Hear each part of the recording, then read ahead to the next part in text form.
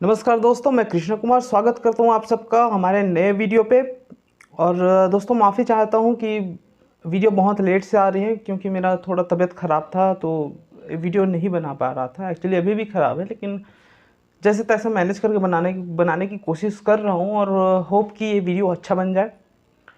तो फाइनली दोस्तों, supreme court के डांट फटकार के बाद भारत सरकार होश में आई नहीं है। थोड़ा सा कोशिश तो कर रही है होश में आने की, लेकिन क्या पता वो मतलब एक आपने एक कहावत तो सुनी ही होगी कि जो सोया हुआ है उसको तो उठाया जा सकते हैं, जगाया जा सकते हैं, लेकिन जो सोने की नाटक कर रहे हैं उसको कभी नहीं उठाया जा सकता, उसको कभी नहीं जगाया जा सकता।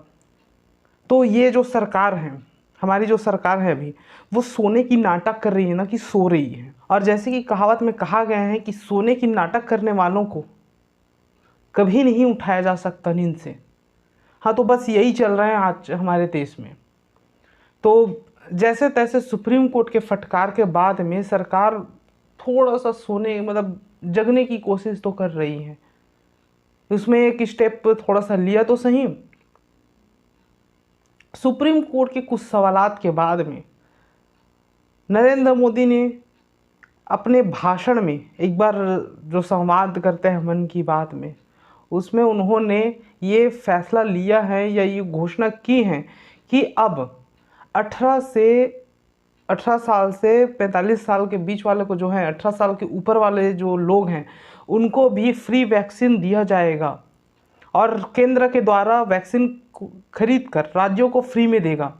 अब ऐसा नहीं रहेगा कि पूरा का पूरा बर्डन जो है वो राज्यों के ऊपर थोपा जाएगा, या जो पहले किया गया था कि अब मतलब एक तरह से बोला जाए कि कोरोना के सेकंड वेव में जब कोरोना पीक पर थे, अपने अपने शिखर पर थे, तब राज्यों को केंद्र के द्वारा छोड़ दिया गया था अनाथों की तरह। लेकिन अब सुप्रीम कोर्ट के फटकार के बाद ऐसा नहीं रहेगा, क्योंकि नरेंद्र मोदी जी ने, जो हमारे माननीय प्रधानमंत्री जी हैं, उनके द्वारा ये घोषणा किया गया है कि अब सभी राज्यों को केंद्र सरकार के द्वारा फ्री वैक्सीन दिया जाएगा और 18 साल के ऊपर वाले व्यक्तियों के लिए फ्री में वैक्सीन प्रोवाइड की जाएगी, वो भी केंद्र सरकार की तरफ से।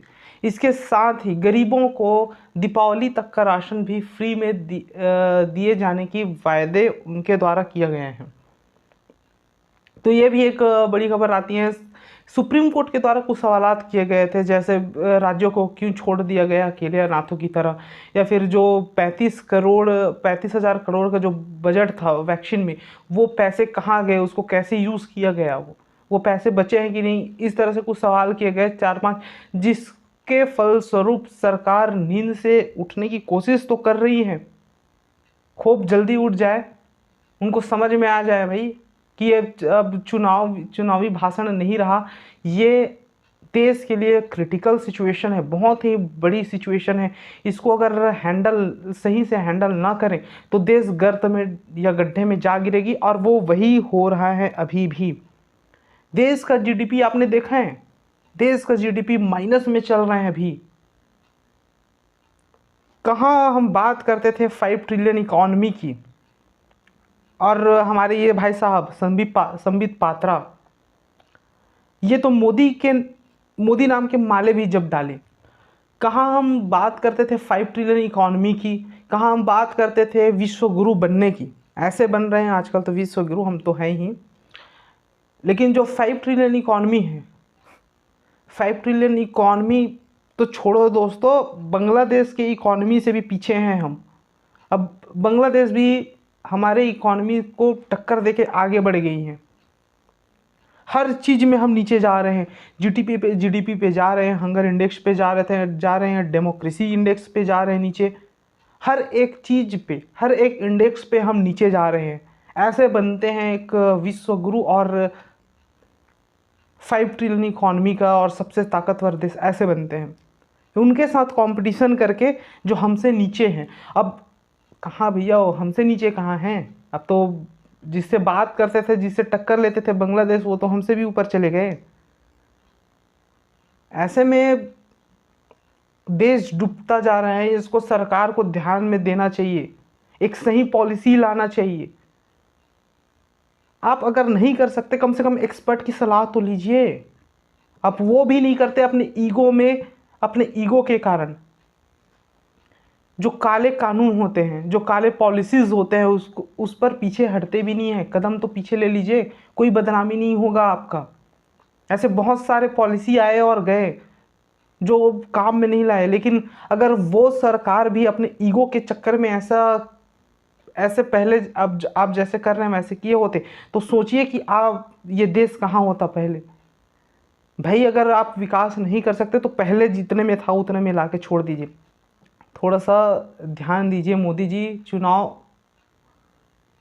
चुनाव को छोड़कर अब देश को सही में आपकी ज़रूरत है, क्योंकि आप इस देश के प्रधानमंत्री हैं।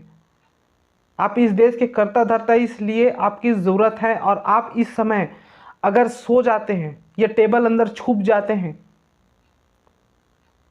तो फिर रिज़ाइन कर दीजिए अगर आपसे नहीं होता है तो, या फिर अपनी गलती मान लीजिए कि मेरे से ये गलती हुआ है जिसके कारण ये देश नीचे गड्ढे में डूबते जा रहा है।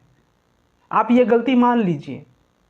आप ये गलती मान लीजिए कि कोरोना के सेकंड वेव की तैयारी करने का मेरे पास बहुत सारा समय था, 1 साल का समय था, लेकिन मैंने नहीं किया। आप ये गलती मान लीजिए। आप ये गलती मान लीजिए कि आप देश को बचा सकते थे लेकिन आपने नहीं बचाया। आपने सिर्फ अपने महत्वाकांक्षा को पूर्ण करने के लिए ही यहाँ तक पहुँचे हैं। अपने महत्वाकांक्षा को पूर्ण करने के लिए ही, या उसको पूरा करने के लिए ही आप सिर्फ उसी के लिए प्रधानमंत्री बने, ना कि देश हित के लिए। आप ये बात मान लीजिए। तो चलिए दोस्तों, आज के लिए बस इतना ही। आशा करता हूँ आपको ये वीडियो पसंद आया हो। वीडियो पसंद आया हो तो प्लीज़ वीडियो को लाइक करें, शेयर करें और चैनल को सब्सक्राइब करके बेल आइकन के बटन को हिट करना ना भूलें। धन्यवाद दोस्तों।